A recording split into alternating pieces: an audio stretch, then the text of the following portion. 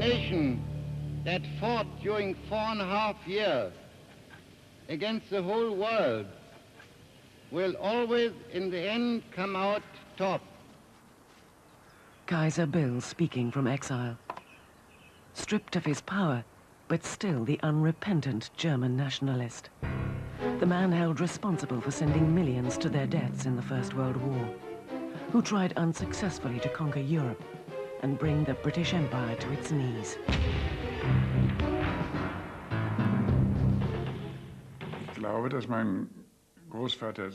In the years immediately after the First World War, I believe that my grandfather agonized over his responsibility for the German defeat.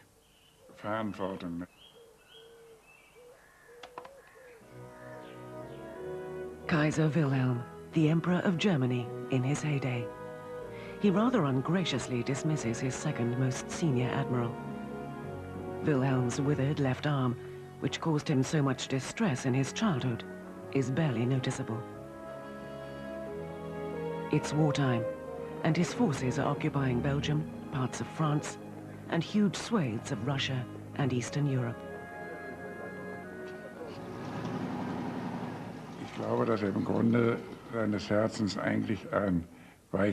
In his heart of hearts, I think he was a weak and insecure man who tried to compensate by being outspoken.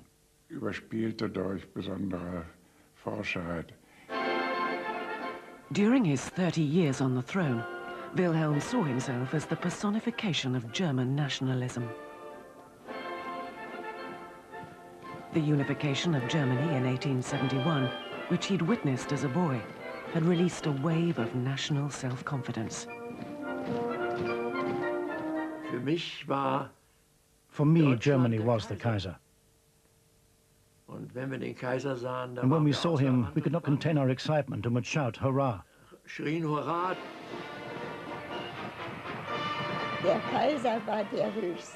The Kaiser was the highest being in existence, a world star on the same level as God or the Pope. He looked good, had a good figure, was vigorous and big.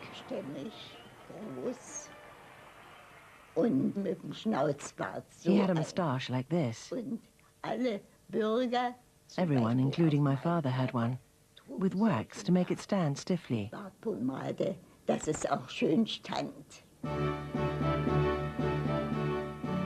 Wilhelm grew up in Potsdam, the home for generations of the Royal House of Prussia, the Hohenzollerns.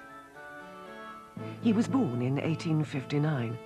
His English mother, Vicky, was Queen Victoria's eldest daughter. She had a long and very painful labor because her infant was in the breech position. To deliver the baby, the German doctor had sharply yanked down his arms, which damaged the nerves in his neck. Wilhelm's left arm was unable to grow or function properly. One must take in consideration that even today, if you have a disability, it's a great problem. But at that time, to have a disability was a disaster. The people were not called disabled, but they were simply called cripples. And to the people of that time, of the time of my great-grandfather, he was, in fact, a cripple. And a cripple in his position, being the future Emperor of Germany, being the head of the army, that was a complete catastrophe. Vicky found it difficult to love a son with such an imperfection. She desperately wanted doctors to heal him, but their treatments were both ineffective and painful. So, growing up in the royal palace and park was not a happy time for the future Kaiser. In letters to her mother, Vicky depicted how Wilhelm's head had started to lean towards the stronger shoulder. To stop this, he was made to wear a brace. It didn't work, and when he was 6, the doctor straightened his head by cutting a tendon in his neck. Vicky wrote, Wilhelm behaved very quietly and without complaint. Afterwards, he wept a little. My great-grandfather was brought up to cope with this disability. He learned to swim, he learned to shoot, and he learned to ride. Shooting, with his one good arm, sometimes with no support, became one of Wilhelm's favorite sports.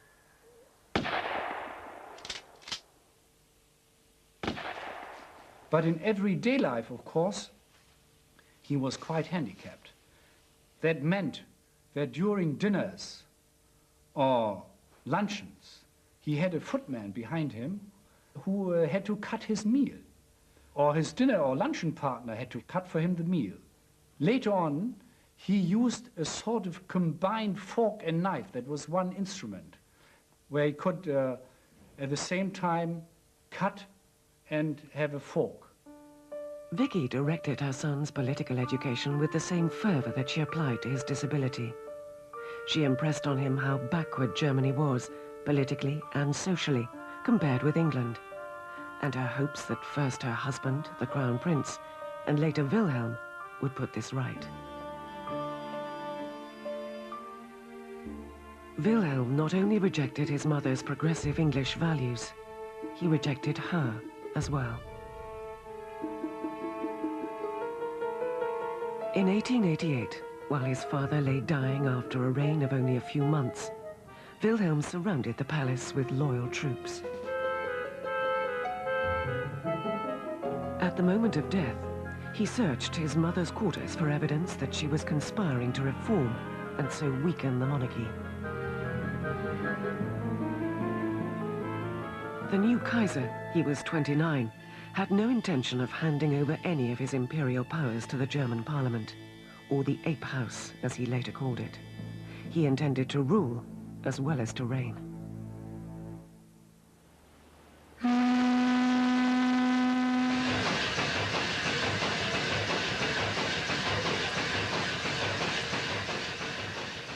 Yet there was still a side of Wilhelm which felt drawn to England. The feeling was to evolve into a rivalry, a wish to match England and surpass her. The English attraction began with his childhood visits to the Isle of Wight, to his grandmother's retreat at Osborne. Queen Victoria indulged her eldest grandson, and a portrait of an angelic Wilhelm with his parents and sister had pride of place in her dining room. As an adult, Wilhelm was to talk about that dear old home of Osborne. I think his feeling about England centered very much on the English royal family, because the Kaiser himself, he felt himself being a member as well as of the royal family, as of the as a member of the House of Hohenzollern. From the roof of Osborne, it's possible to see the Solent.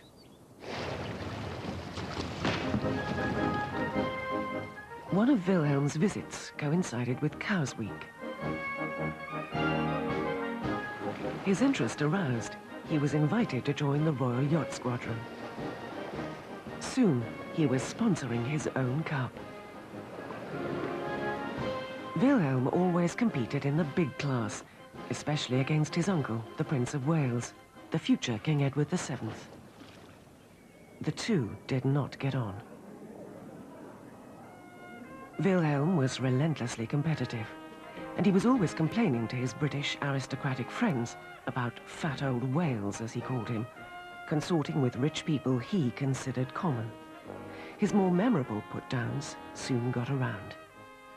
My father told a story of Sir Thomas Lipton. Now, Sir Thomas Lipton was a great yachtsman, a very rich man, and he'd started the Lipton's grocery chain.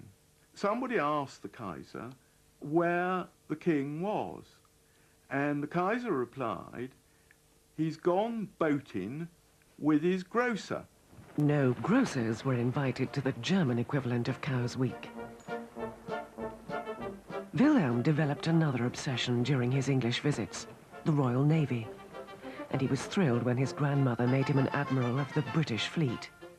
"Fancy wearing the uniform of Nelson," Wilhelm remarked. "It's enough to make one quite giddy." The important event in 1896 was the arrival in Cowes of USS Chicago under the command of Captain Alfred Thayer Mahn. Alfred Thayer Mahn was a great theorist, and he'd written a book called The Impact of Sea Power on History. And the Kaiser thought this was the best thing he'd ever read. He said, I committed it to memory. The book became his Bible, and in 1897, Wilhelm announced a massive naval building program.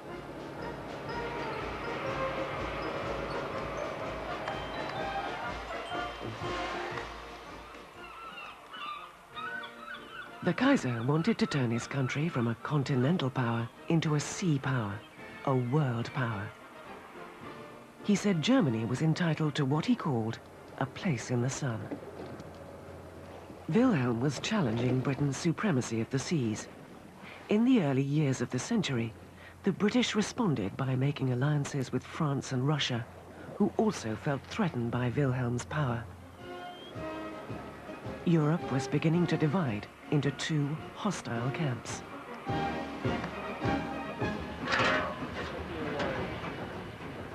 In early 1901, after news reached him that Queen Victoria's health was failing, Wilhelm came hurrying over to Osborne. He joined his uncle and other members of the royal family in her bedroom and was helping the doctor to support her on her pillow when she died.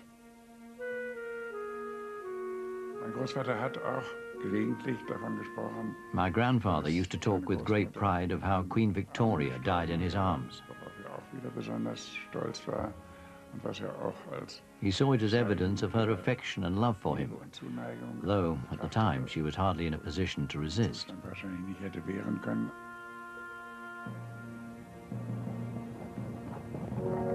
The British public responded warmly to Wilhelm's presence. The Times wrote, "Your English tears for love of England's Queen, England will not forget." The cheers which greeted the Kaiser on the London streets touched him, but he already saw himself as Britain's rival. My great-grandfather, the Kaiser, had a very ambivalent attitude towards England, in the fact that he wanted to be admired as a normal English gentleman, and on the other hand, being feared as a Prussian warlord. But there was yet another side to this complex man, which was to cause the greatest embarrassment in his life. Despite his bravura and obvious enjoyment of the privileges which came with power, Wilhelm was a lonely and uncertain figure. But before he came to the throne, he'd met a man who appealed to him in a way that his friends from the officer class and the British aristocracy did not. It was a fateful choice.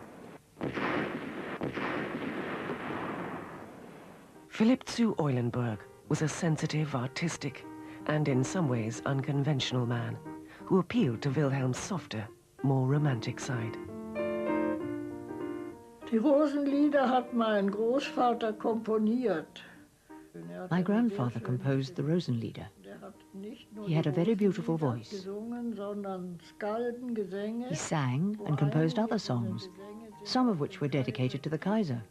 Of course, the Kaiser liked that a lot.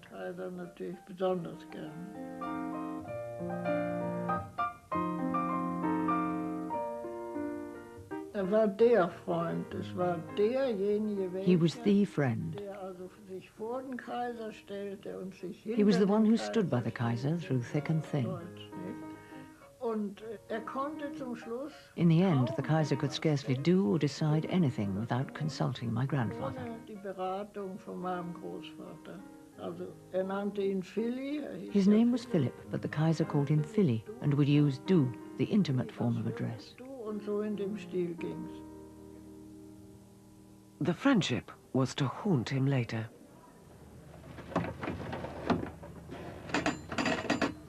Wilhelm's other great recreation was taking long cruises on his yacht, the Hohenzollern. He was an early practitioner of German travel mania.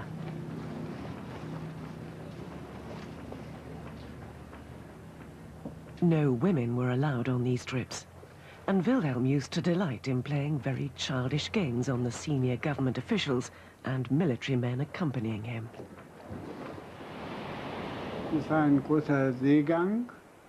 The sea was rough, and many of them were feeling seasick.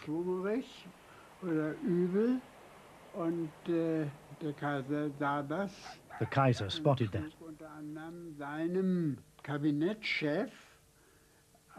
Using his right arm, which was well developed, he suddenly punched the chief of his naval cabinet in the stomach.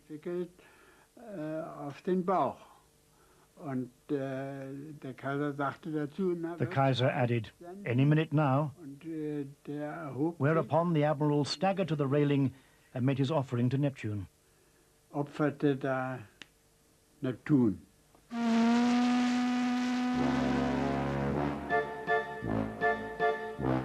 Sometimes Wilhelm's pranks and the eagerness of senior officers to oblige him got out of control.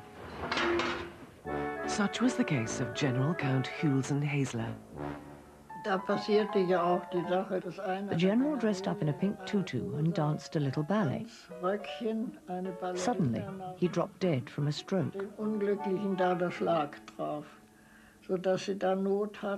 Everyone had trouble getting his costume off and his general's uniform back on. They couldn't send him to a mortuary, half naked in a little tutu.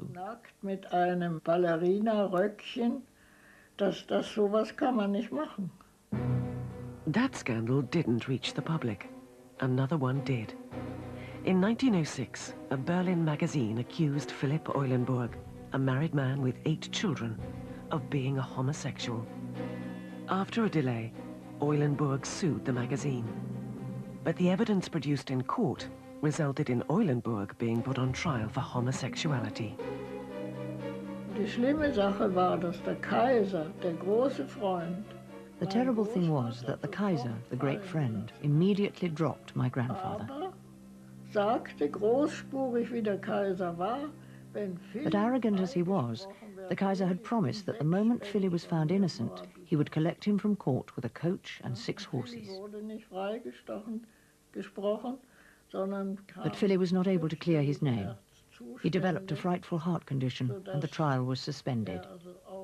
Philly was carried out of court on a stretcher, and the Kaiser, the great friend, didn't lift a finger. Und der Kaiser, sein Freund, hat sich nicht gerührt.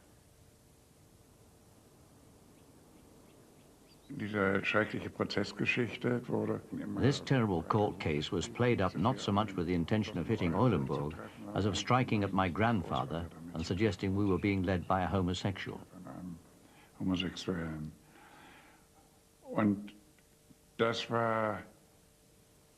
This was such a serious political matter that my grandfather felt that a continuation of this friendship would endanger both state and monarchy.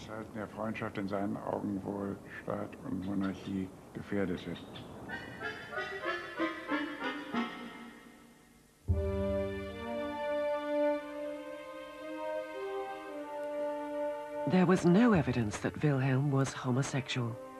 Quite apart from a wife and 7 children, he had had, in his early days, a string of mistresses and 2 illegitimate children. Philip's broken health prevented him from going back to court to clear his name. Wilhelm never spoke to his bosom friend again.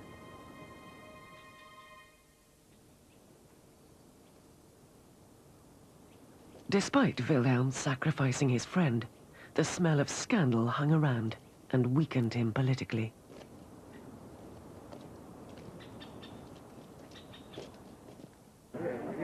Throughout his reign, Wilhelm felt threatened by the growth of the socialists, who by 1912 had become the largest single party in the Reichstag.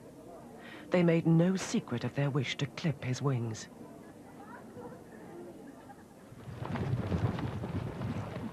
Wilhelm even warned his soldiers that he might have to order them to shoot their own brothers and fathers when putting down socialist disturbances.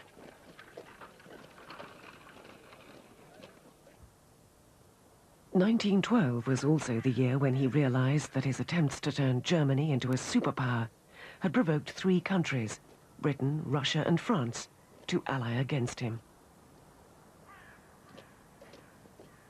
The Kaiser told his army chiefs in December 1912 that they should prepare for war. The best time for Germany to fight would be in about 18 months' time.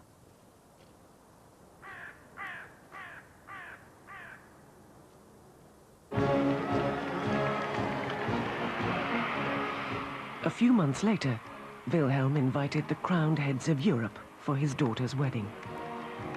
Many of the monarchs were relatives of his and were soon to become his enemies. Wilhelm's cousin, King George V of England, arrived sporting a Prussian helmet.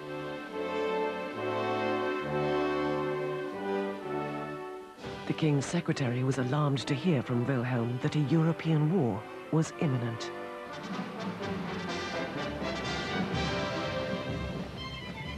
Like his cousins in Vienna and St. Petersburg, Wilhelm was riding the twin tigers of nationalism and domestic unrest. This was to be the last gala performance of the old regime.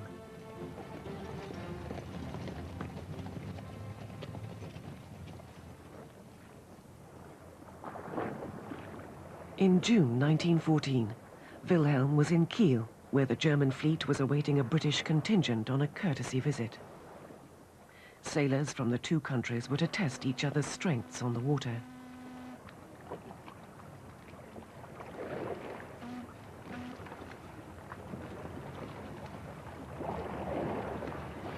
The Kaiser was invited to a reception on the British flagship, and Sir Horace Rumbold, the number 2 at the British Embassy in Berlin, was also present. He turned out wearing his full fig, as to say, morning coat, top hat. He thought was appropriate when he was going to meet the Emperor, the Kaiser. And when he approached the Kaiser, was introduced to him, the Kaiser said, "If I see you wearing that hat again, I'll smash it in. One doesn't wear a tall hat on ship." The Kaiser was enjoying his role, I think, because he was, strictly speaking, the commanding British officer present. He was the Admiral of the British fleet. He was on the British flagship. He's flying his flag as Admiral of the fleet. 2 days later, on June the 28th, Wilhelm had invited the children of his senior officers to a tea party on the Imperial yacht. Among them was Christa Schilling. Und zwar hat nun der Kaiser die ganze Jugend, die da bekannt war. The Kaiser had invited all the young people for coffee and cakes and flowers for a lovely party on his boat. Kuchen und Torte und Blumen und was ein wunderschönes Fest auf dem Schiff. Und der Kaiser... The Kaiser was standing nearby and nodded to us from time to time, but he was busy, so he let us get on with the party. Hatte ja nicht. Ließ uns dann feiern. Und als es am schönsten war... Just when we were really enjoying ourselves, there was suddenly a call for quiet, and a telegram was read out. Und den Mord gesagt, Sarajevo. Zugehört? It was about Sarajevo and the murder there. Und eigentlich gar nicht richtig wussten, was das bedeutete. We were astonished and didn't know what to make of it. Und aufstehen und... Then we were told we would have to leave, because the murder was terribly serious, and there could be war. Geschehen und ganz furchtbar ernst und da kann Krieg draus werden. Wilhelm was shocked by the assassination of the Austrian Crown Prince. He was sure the Serbs were responsible. He promised Austria, Germany's only ally, full support for an attack on Serbia. The Austrians sent an ultimatum, which they were sure the Serbians would not accept. Their conciliatory reply gave Wilhelm a let-out. He was no longer sure he wanted war.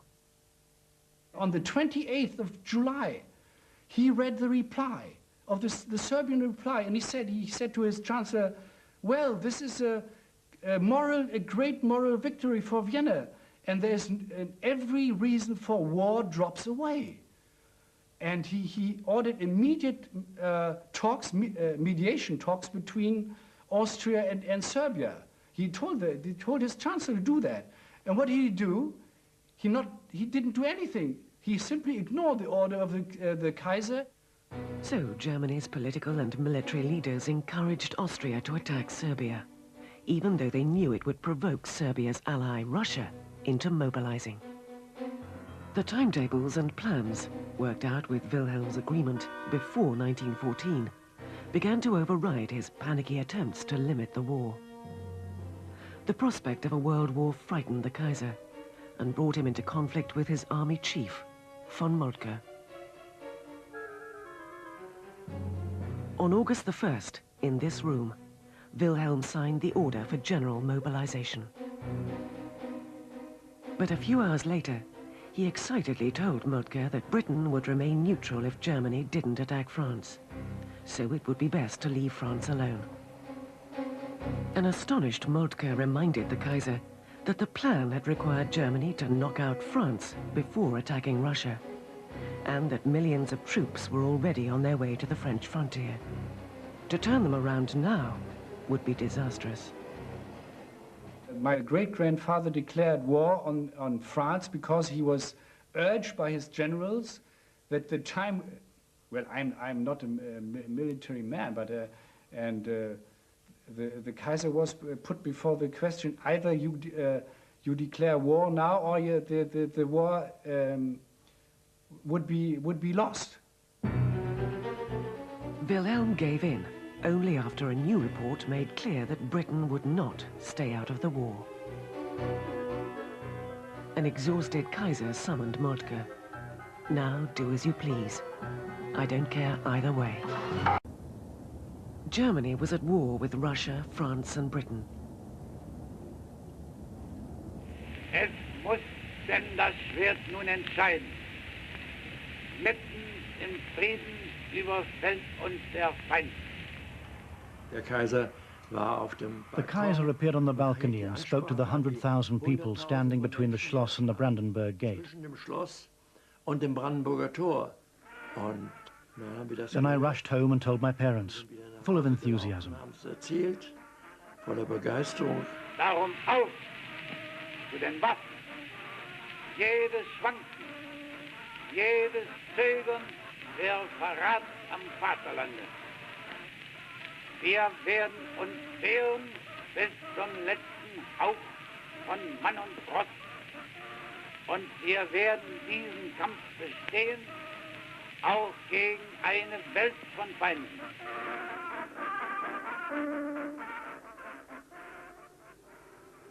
Wilhelm had told his departing troops, "You will be home before the leaves have fallen from the trees."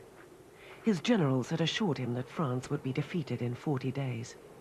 But it was soon clear that the war would last much longer. Later, Wilhelm would say he lost sleep thinking of the huge sacrifices Germans made during the war. But in the early years, he reveled in repeating bloodthirsty stories of piles of corpses 6 feet high. He never visited the trenches, where 2 million Germans and as many French and British were to die.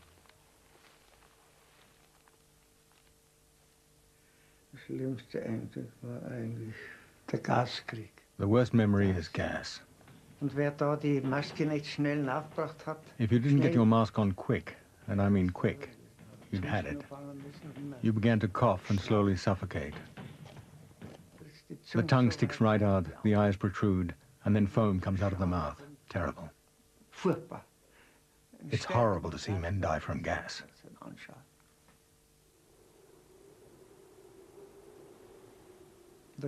War is always ghastly, when men have to die, many of them so young. Sterben müssen, so jung, manche.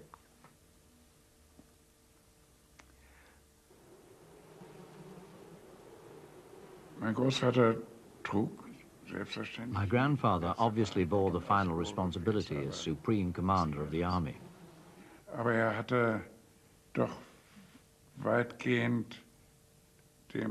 But he gave the chiefs of the general staff a virtual free hand.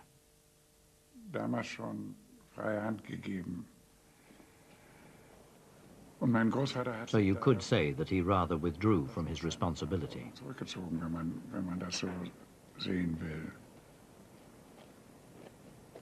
It was called the Kaiser's War, but both strategy and management of the war, and eventually political decisions, were in the hands of the generals. By the summer of 1916, Wilhelm's role had become largely symbolic. But there were exceptions. He did, for instance, dig in his heels over naval operations. The man who built his fleet, Admiral Tirpitz, wanted to use it against the British. Contrary to the recommendations of Tirpitz, my grandfather, the Kaiser was reluctant for his precious fleet to face danger. Wollte die Flotte eigentlich als ein Trumpfass He wanted to keep the fleet up his sleeve as the ace of trumps at the peace negotiations. den Friedensvertrag und ähnliche Ideen. The only battle between the main British and German fleets at Jutland in 1916 had not been planned by Wilhelm.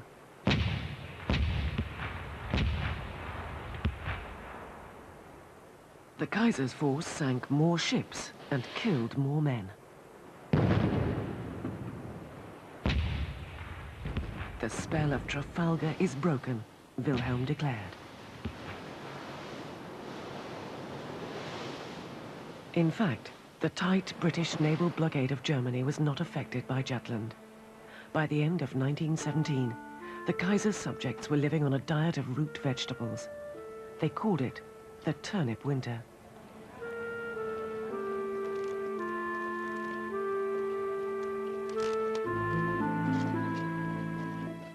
By September 1918, the Kaiser's Germany was beginning to unravel. On the Western Front, thousands of Germans were being taken prisoner. In October, the Allies made it clear that the removal of Wilhelm, the symbol of German militarism, was an essential precondition for peace. Berlin was in turmoil, with soldiers and workers calling for revolution. A new reforming government, which was trying to negotiate with the Allies, suggested to Wilhelm that he should abdicate. The Kaiser's adjutant heard his master's response. When the Kaiser was asked to abdicate, he was completely against it. He took the point of view that he is the German emperor and nobody could send him away. On the other side, if there were problems inside Germany by troops rebelling, he would take other troops he thought he could rely upon, go back to Germany, bring things in order, and shoot the traitors if necessary. Wilhelm had earlier left Berlin because he thought he would be safer with troops at the front. But whilst he was traveling, soldiers shouted at him for the first time in his life. They accused him of prolonging the war. It was to the little Belgian town of Spa in the Ardennes that Wilhelm came for help. Here were the German headquarters and the generals he could rely on. They met on the morning of November the 9th. First to speak was General Groener, number 2 in the military hierarchy. General Groener told the Kaiser, my great-grandfather, that the German army would go back to Germany quietly under the command of the generals, but not under the command of His Majesty. The Kaiser immediately replied that he wanted to have written proof of that statement. The generals couldn't produce that, and then the Kaiser asked, and what about the oath sworn to me and the colors? And the General Groener replied, that doesn't mean a thing anymore. Wilhelm went into the gardens of the chateau where he was staying to think the unthinkable. Should he abdicate? While he was pondering, a phone call from Berlin brought the news that the government had already announced his abdication and proclaimed a republic. He sat for 2 hours in his chair thinking, smoking one cigarette after the other and saying nothing. Late in the afternoon, Wilhelm and his staff decamped to the imperial train. They were worried that disaffected soldiers might seize him. After all, Revolutionaries had murdered his cousin, Tsar Nicholas, a few months earlier. After hours of agonizing about what to do, Wilhelm decided to leave. At 5 in the morning, the train pulled out. A few miles on, it stopped. Fearing they might meet retreating troops, Wilhelm's party transferred into waiting cars. The Kaiser urged his accompanying officers to equip themselves with guns. So in the car, everyone had a gun between his knees, just in case. Close to the Belgian-Dutch border, the cavalcade ran into a retreating German unit. The Kaiser crossed the border in 8 smart cars with armed guards. I can see it now. He whizzed past and I saw him very briefly.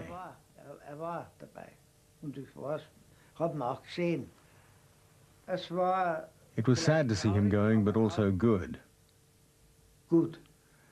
Because it meant that the war was over.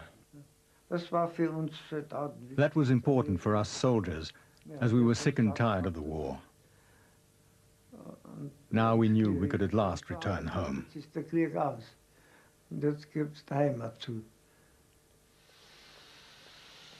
When Wilhelm's party reached Eisden on the Dutch border, they parked their cars at the station. The Dutch government was surprised by his arrival and had to decide very quickly what to do about such a controversial figure. It became public in the neighborhood that the Kaiser was there. So members of the population, but also Belgians, tried to get up to the station. They succeeded in getting near him and were also yelling at him and screaming and threatening. The Belgians wanted revenge for the long German occupation of their country. Wilhelm was glad to get back into the imperial train, which had now caught up with him. The Kaiser discussed this situation with my father when he was sitting in the train. He then suddenly said, look, people have disliked me a long time. All over the world, they're saying nasty things of me, about me. I couldn't care less. It doesn't harm me anymore. The next morning, the Dutch government granted Wilhelm asylum. He was sent to stay with a noble Dutch family. The Kaiser came in, he said 2 things. Please give me a good cup of English tea, and I don't want to disturb you at all. I want to join family life. It was November the 11th. Wilhelm was now officially in exile. On the same day, fighting stopped. The war was over.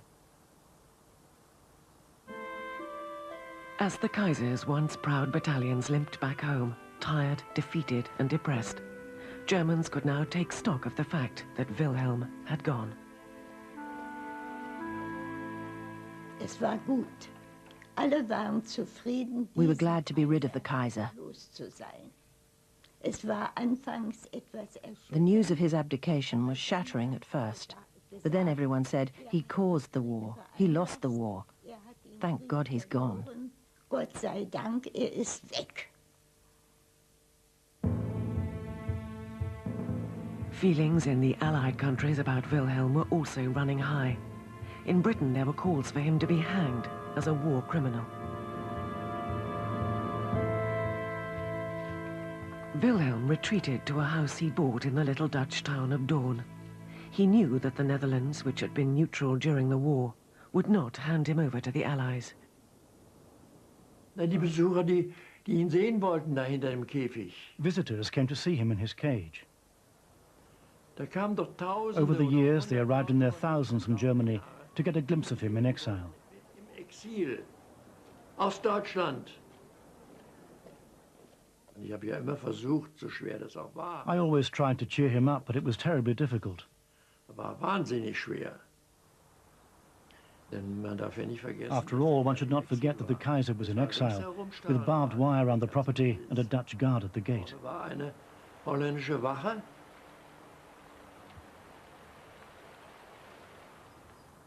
This was to be Wilhelm's home for over 20 years, a quarter of his life. Daun was modest compared with Wilhelm's palaces, but he was not short of money. He still drew a handsome income from properties in Germany. The Dutch banned Wilhelm from any political activity, but he was allowed visitors.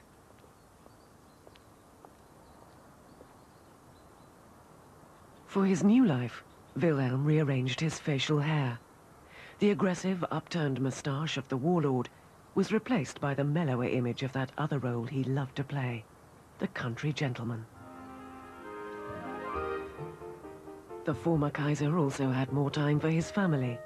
His grandson, Wilhelm Karl, remembers his summer holidays in Daun. He had the great talent of making each one of us feel that he or she was the favorite grandchild. That was lovely.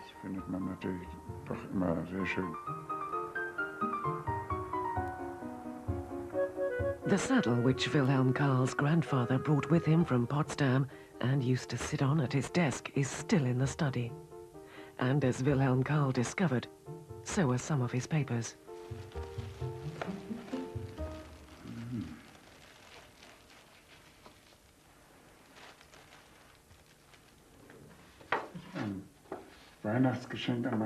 It's my Christmas card to my grandfather. It says, "Dear Grandpa, Happy Christmas 1933. From your obedient grandson, Wilhelm Karl." It's the Imperial yacht attending naval exercises. I'm touched that he kept it. It's not that artistic.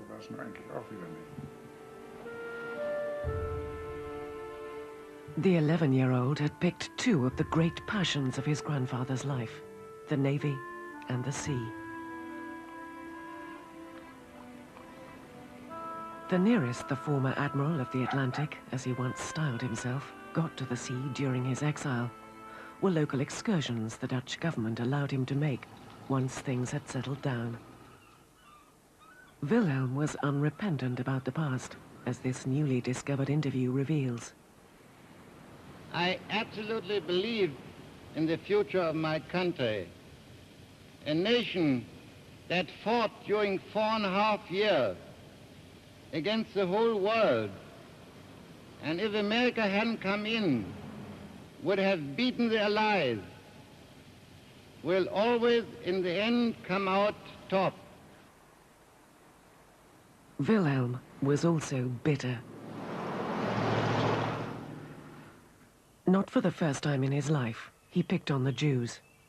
In a letter blaming the Jews for his abdication, he said, "Let no German rest until these parasites have been destroyed and exterminated." Anti-Semitism and aggressive nationalism were key ingredients of the cocktail Hitler was offering German voters in the early 30s. Although the former Kaiser's views overlapped with Hitler's, he was shocked by Hitler's atheism and disdainful of his vulgarity. But he was very keen to get his throne back and was strongly supported by his second wife, Hermine, a widowed German princess. She approached the Nazis even before they gained power. Georg Martin Wunderlich was her secretary. Dadurch, dass die Kaiserin sich sehr offen für The Empress showed herself to be very open to National Socialism. Das war ihr klar. Sie wollte Verbindungen zu den Nazis. She wanted to contact the Nazis so she could talk to Hitler directly. Hitler zu reden und so alles. Die Kaiserin war selbstverständlich bei ihrer Einstellung bemüht. She wanted to convince Hitler to put her husband, the Kaiser, back on the throne. Zu bewegen, ihren Mann, den Kaiser, wieder auf den Thron zu bringen.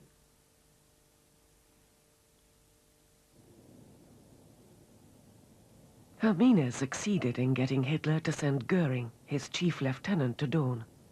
But the talks got nowhere. Hitler was never seriously interested in restoring Wilhelm to his throne. 8 years later, in 1940, Hitler gained in a matter of weeks what the Kaiser had failed to achieve in 4.5 years. France defeated, and Britain brushed off the continent. Wilhelm Karl, now a conscript in Hitler's army, came to Dawn for lunch.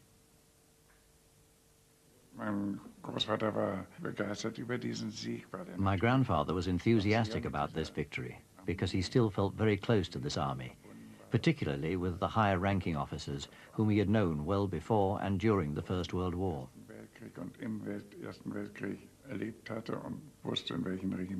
He knew their regiments. He had an amazing memory. In a way, he regarded the victory as a testimony to his training. Wilhelm sent a telegram congratulating Hitler on his victory. Though quoting the Lutheran hymn, "Now Thank We All Our God," was hardly the Führer's style.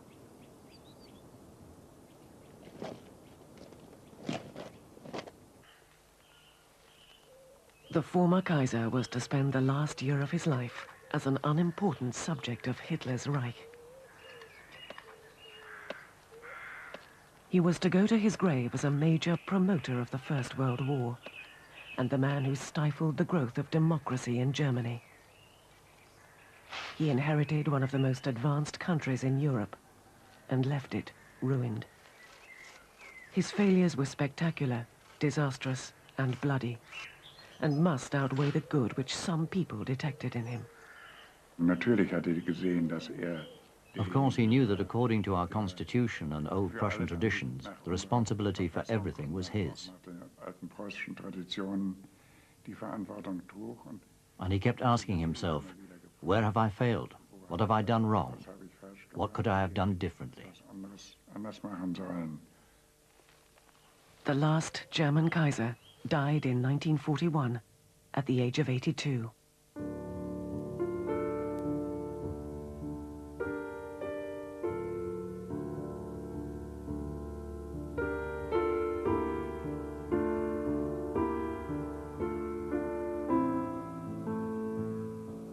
The devastating effects of shell shock are explored in the first of a new three-part series, tomorrow on 4 at 8 o'clock.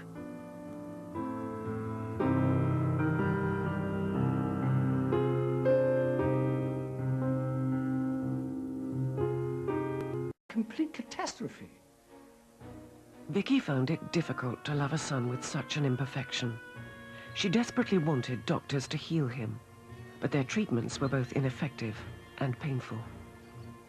So, growing up in the royal palace and park was not a happy time for the future Kaiser. In letters to her mother, Vicky depicted how Wilhelm's head had started to lean towards the stronger shoulder. To stop this, he was made to wear a brace. It didn't work, and when he was 6, the doctor straightened his head by cutting a tendon in his neck. Vicky wrote, Wilhelm behaved very quietly and without complaint. Afterwards, he wept a little. My great-grandfather was brought up to cope with this disability. He learned to swim, he learned to shoot, and he learned to ride. Shooting, with his one good arm, sometimes with no support, became one of Wilhelm's favorite sports.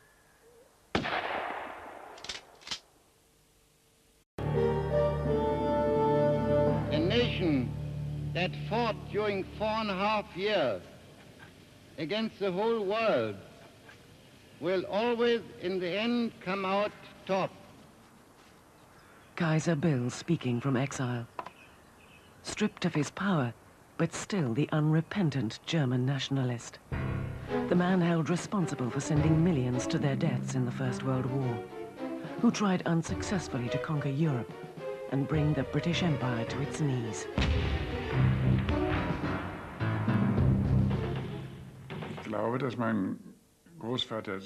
In the years immediately after the First World War, I believe that my grandfather agonized over his responsibility for the German defeat.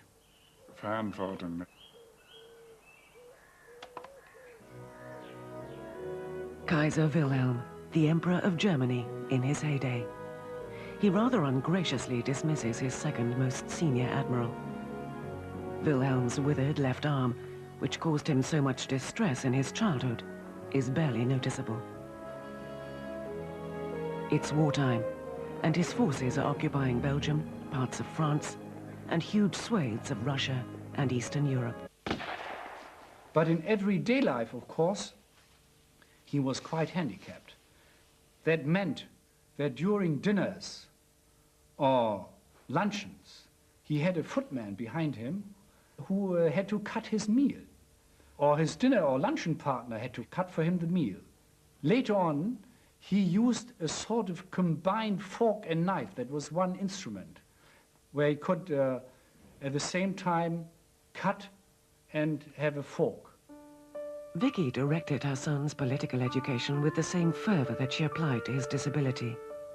She impressed on him how backward Germany was, politically and socially, compared with England, and her hopes that first her husband, the Crown Prince, and later Wilhelm, would put this right.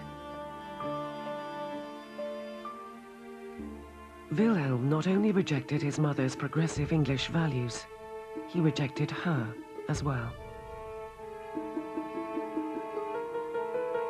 In 1888, while his father lay dying after a reign of only a few months, Wilhelm surrounded the palace with loyal troops. At the moment of death, he searched his mother's quarters forever. It stands stiffly. Dass es auch schön stand. Wilhelm grew up in Potsdam, the home for generations of the royal house of Prussia, the Hohenzollerns. He was born in 1859.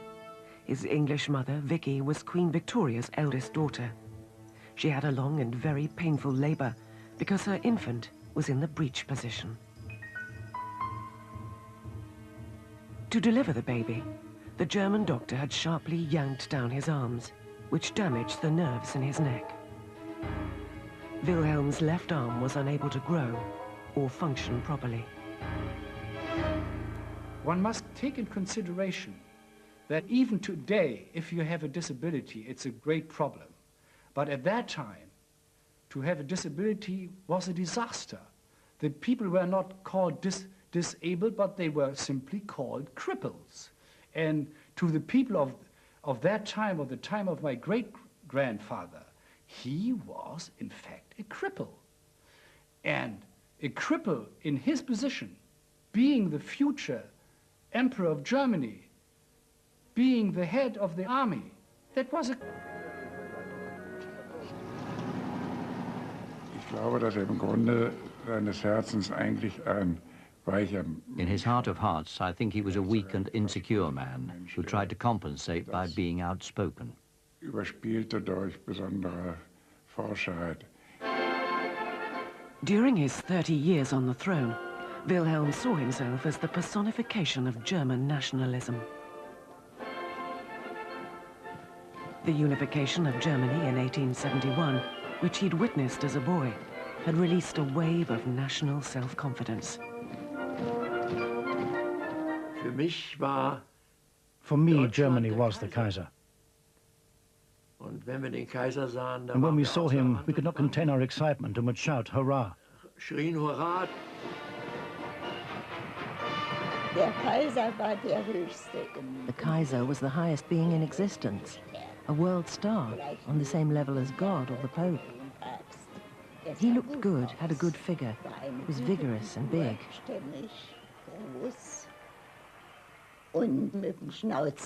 He had a moustache like this. Everyone, including my father, had one, with wax to make